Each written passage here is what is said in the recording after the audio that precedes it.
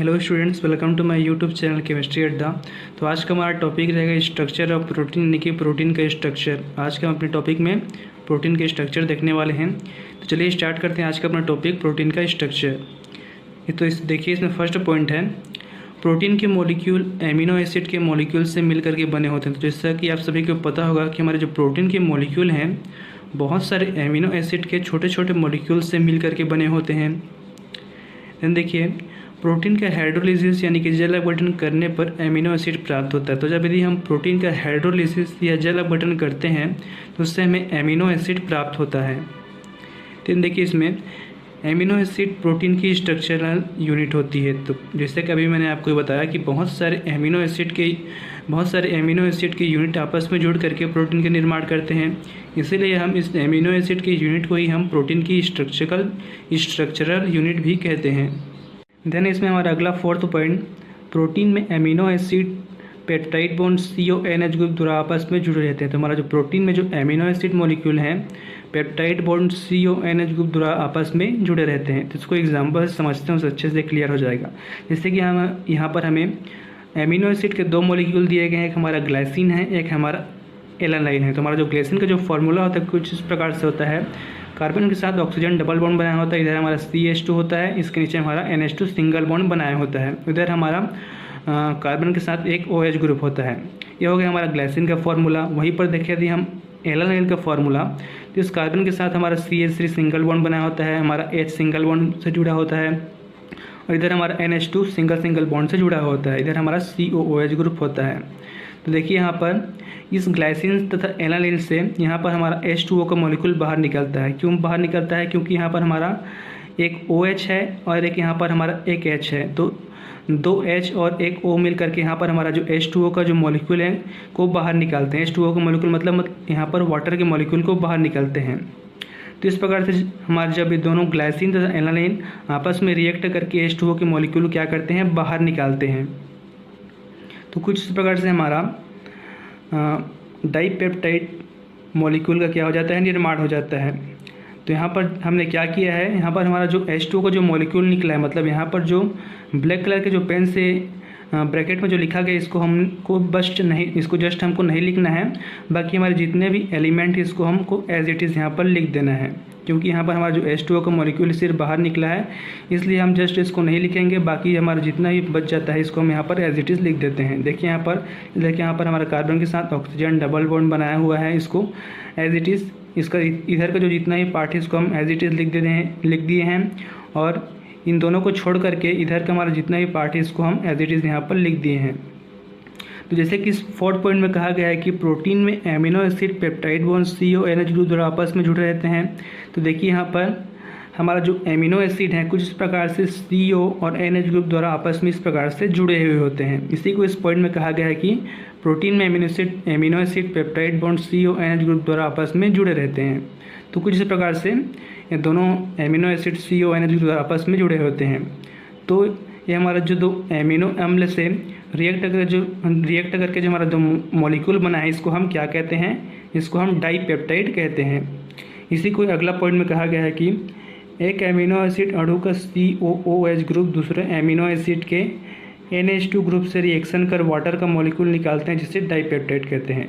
तो ये दोनों एमिनो एसिड के मॉलिक्यूल आपस में रिएक्ट करके H2O मॉलिक्यूल को बाहर निकालते हैं, और उसके बाद हमारा जो भी कंपाउंड बनता है उसको हम डाइपेप्टाइड कह देते हैं।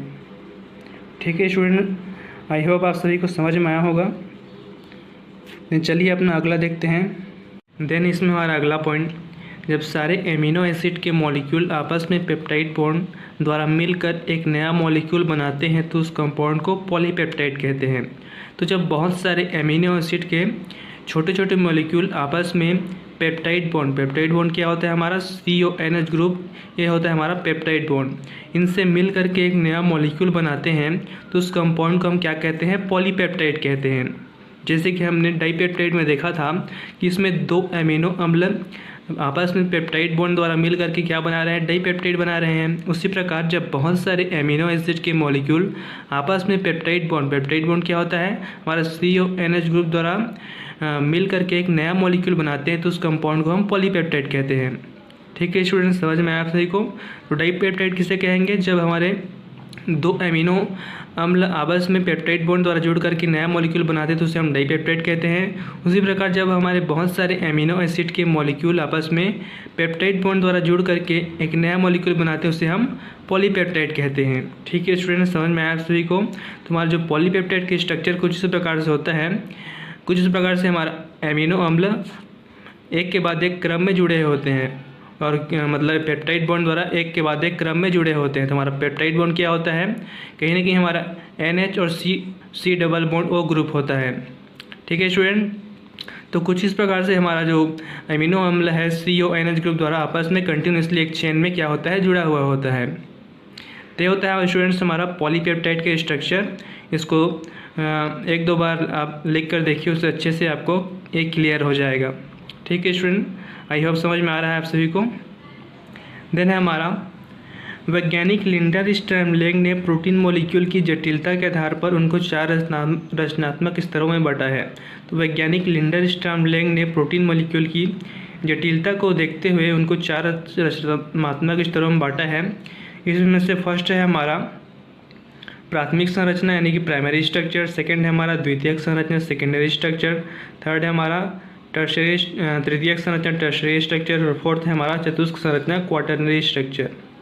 तो इनमें से हम प्राथमिक संरचना तथा द्वितीयक संरचना को आज के अपने टॉपिक में देखने वाले हैं। उसके बाद अपने नेक्स्ट टॉपिक में हम अपना तृतीयक संरचना और चतुष्क संरचना को देखेंगे। तो चलिए स्टार्ट करते हैं अपना फर्स्ट प्राथमिक संरचना प्राइमरी स्ट्रक्चर। इसमें फर्स्ट पॉइंट है हमारा प्राइमरी स्ट्रक्चर में कितने एमिनो एसिड जुड़े हुए हैं एवं उनके जुड़ने का क्रम क्या है यह पता चलता है। तो हमारे जो प्राथमिक संरचना होते हैं इनमें कितने एमिनो एसिड जुड़े हुए हैं एवं उनके जुड़ने का क्रम क्या है ये हमें पता चलता है। तो हमारा जो प्राइमरी स्ट्रक्चर होता है, हमारा जो प्रोटीन का जो प्राइमरी स्ट्रक्चर होता है कुछ इस प्रकार से होता है। एक चेन लाइक स्ट्रक्चर में एमिनो एसिड क्या होते हैं? जुड़े हुए होते हैं। एक के बाद एक हमारे जो एमिनो एसिड होते हैं एक चेन लाइक स्ट्रक्चर में कुछ इस प्रकार से जुड़े होते हैं। ये होता है हमारा प्राथमिक संरचना प्रोटीन का प्राइमरी स्ट्रक्चर।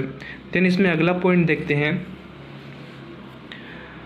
प्रोटीन की प्राइमरी स्ट्रक्चर में एमिनो एसिड के क्रम का बहुत अधिक महत्व होता है। तो प्रोटीन के जो प्राइमरी स्ट्रक्चर होता है उनमें एमिनो एसिड का जो क्रम है उनका बहुत अधिक महत्व होता है। क्यों महत्व होता है? क्योंकि किसी प्रोटीन के अवयवी एसिड में किसी एक का भी क्रम बदलने पर प्रोटीन के बायोलॉजिकल फंक्शन में बहुत अंतर आ जाता है। तो देखिए यहाँ पर जैसे हमारा ये प्राथमिक संरचना है तो इनके क्रम में यदि थोड़ा सा ही परिवर्तन आ जाए तो कोई भी ह्यूमन बींग्स हो गया, आपके प्लांट हो गया, उनके जो बायोलॉजिकल फंक्शन है उसमें बहुत अधिक क्या हो जाता है? अंतर देखने को मिलता है।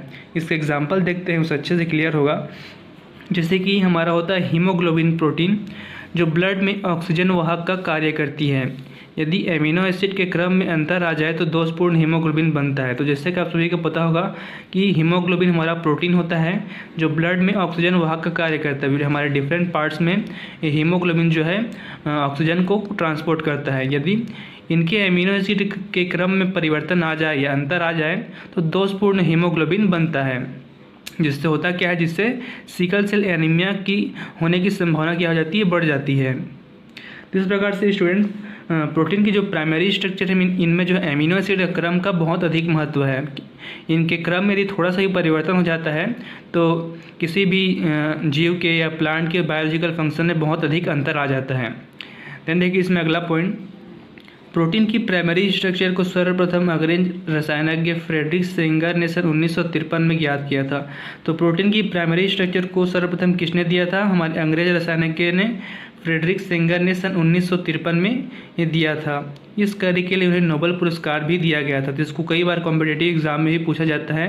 तो यदि आप कोई भी कॉम्पिटिटिव एग्जाम की तैयारी कर रहे हो तो इसको याद कर लेना, काफ़ी बार इसको कॉम्पिटिटिव एग्जाम में पूछा जाता है। तो यह हो गया स्टूडेंट्स हमारा प्राथमिक संरचना प्राइमरी स्ट्रक्चर। उसके बाद देखते हैं अपना द्वितीयक संरचना या सेकेंडरी स्ट्रक्चर। तो सेकेंडरी स्ट्रक्चर 2 टाइप के होते हैं। इसमें फर्स्ट होता है हमारा अल्फा हेलिक्स मॉडल, सेकंड होता है हमारा बीटा शीट। तो सबसे पहले देखेंगे हम अपना अल्फा हेलिक्स मॉडल।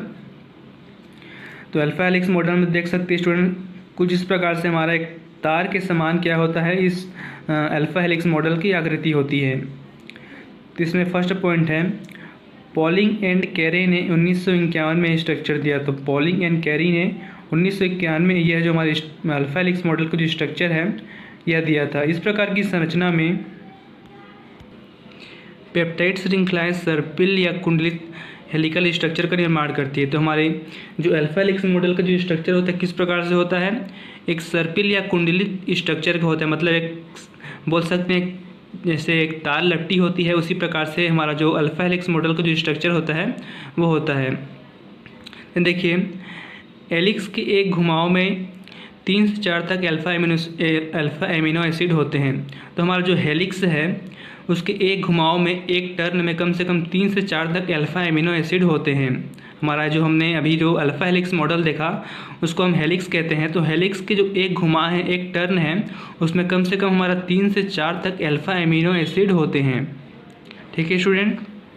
उसके बाद देखिए इसे इस प्रकार समझा जा सकता है कि एक सिलेंडर में तार लट्टी, इसको आप इस प्रकार से समझ सकते हैं कि ये कोई भी एक सिलेंडर में तार को लपेट दिया गया है, इसको आप इस तरह से समझ सकते हो।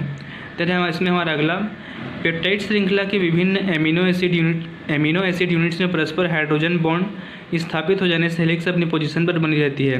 तो पेप्टाइड श्रृंखला के विभिन्न एमिनो एसिड यूनिट्स में, जिस तक आप सभी पता है कि एमिनो एसिड यूनिट्स मतलब पेप्टाइड बॉन्ड द्वारा आपस में जुड़े होते हैं, तो इन्हीं के कारण क्या हो जाता है, हाइड्रोजन बॉन्ड स्थापित हो जाता है। इसलिए हेलिक्स जो है अपनी पोजीशन पर क्या होती है, बनी रहती है। हेलिक्स जो है अपनी पोजीशन पर बनी रहती है, अपनी जगह से हिलती डुलती नहीं है। ठीक है स्टूडेंट्स, ये हो गया हमारा अल्फा हेलिक्स मॉडल, जिसमें इसका जो स्ट्रक्चर किस प्रकार से होता है जो मान कोई मतलब सिलेंडर में जो तार लटकी है उस प्रकार से इसकी जो स्ट्रक्चर है वो होती है। उसके बाद इसमें हमारा बीटा शीट या लहरियाधार चादर शीट संरचना, इसको देखते हैं स्टूडेंट किस प्रकार से होता है। तो इसका जो स्ट्रक्चर है कुछ इस प्रकार से होती है कि हमारा जो पॉलीपेप्टाइड श्रृंखला है एक दूसरे के समांतर में कुछ इस प्रकार से स्थित होती हैं। जैसे कि हमने देखा था कि पॉलीपेप्टाइड श्रृंखला की स्ट्रक्चर कुछ इस प्रकार से होती है, जो पेप्टाइड बॉन्ड द्वारा आपस में क्या होते हैं, जुड़े होते हैं। तो जब बहुत सारे पॉलीपेप्टाइड श्रृंखला इस प्रकार से आपस में समांतर जुड़ी होती हैं, इसी को हम बीटा शीट या लहरेदार चादर शीट संरचना भी कहते हैं। इसी को इस पॉइंट में कहा गया है। देखिए इसमें फर्स्ट पॉइंट है हमारा, इस तरह की संरचना भी पॉलिंग एवं सहयोगियों ने सुझाई। तो इस तरह की संरचना भी पॉलिंग एवं सहयोगियों ने दी है। इसमें पॉलीपेप्टाइड श्रृंखलाएं एक दूसरे के समांतर स्थित होती हैं। तो इस प्रकार से जो पॉलीपेप्टाइड श्रृंखलाएं होती हैं एक दूसरे के समांतर में, एक दूसरे के पैरेलल क्या होती हैं, स्थित होती हैं। ये श्रृंखलाएं अंतराणुक हाइड्रोजन बॉन्ड द्वारा जुड़ी होती हैं। जिनमें भी पेप्टाइड बॉन्ड क्या होता है, CONH ग्रुप आपस में क्या होते हैं, जुड़े होते हैं। ठीक है स्टूडेंट, इसी को इस पॉइंट में कहा गया है कि श्रृंखलाएं अंतराणुक हाइड्रोजन बॉन्ड द्वारा जुड़ी होती हैं। इनमें हाइड्रोजन बॉन्ड परस्पर स्थापित हो जाता है। इस प्रकार अनेक पेप्टाइड श्रृंखलाएं इंटर बॉन्डेड होकर एक फ्लैट शीट जैसी संरचना बनाती हैं। तो इस प्रकार से बहुत सारे पॉलीपेप्टाइड श्रृंखलाएं आपस में जुड़ करके क्या बनाती हैं, एक इंटर बॉन्डेड, एक मतलब फ्लैट शीट जैसी संरचना बनाती है। फ्लैट शीट मतलब कहने का मतलब है क्या है, यहाँ पर एक चपटी शीट जैसी क्या बनाती है, संरचना बनाती हैं। ठीक है स्टूडेंट, समझ में आ रहा है आप सभी को। देन इसमें हमारा पेप्टाइड श्रृंखलाएं थोड़ी सिकुड़ने के बाद चपटी न रह करके लहरियादार हो जाती हैं। तो पेप्टाइड श्रृंखलाएं जो हमारी थोड़ी सिकुड़ने के बाद चपटी न रह करके हमारा एक लहरियादार हो जाती हैं। ठीक है स्टूडेंट, समझ में आप सभी को। देन इस प्रकार का जो स्ट्रक्चर है हमारा रेशम में पाया जाता है। इस प्रकार का हमारा जो स्ट्रक्चर है रेशम में हमको देखने को मिलता है। तो हो गया स्टूडेंट्स हमारा बीटा शीट या लहरियादार चादर शीट संरचना। इसमें ज़्यादा कुछ नहीं है। जब बहुत सारे पॉलीपेप्टाइड श्रृंखलाएं आपस में समांतर स्थित होते हैं उसी को हम बीटा शीट या लहरियादार चादर शीट संरचना कहते हैं। और अपने पोजीशन पर बनी रहते हैं। क्यों बने रहते हैं, इनमें भी हमारा पेप्टाइड श्रृंखलाएं CONH ग्रुप जुड़े होते हैं, इसलिए अपने पोजीशन पर क्या होती हैं, बनी होती हैं। इस प्रकार से देखा हमने बीटा शीट या लहरियादार चादर शीट संरचना। उसके बाद देखा हमने अल्फा हेलिक्स, कुछ इस प्रकार से देखा हमने अपना अल्फा हेलिक्स मॉडल, जो एक तार के समान इस प्रकार से एक के बाद एक लपटी होती है। तो इनके एक टर्न में कम से कम 3 से 4 तक अल्फा एमिनो एसिड होते हैं। यह हो गया हमारा द्वितीयक संरचना, सेकेंडरी स्ट्रक्चर।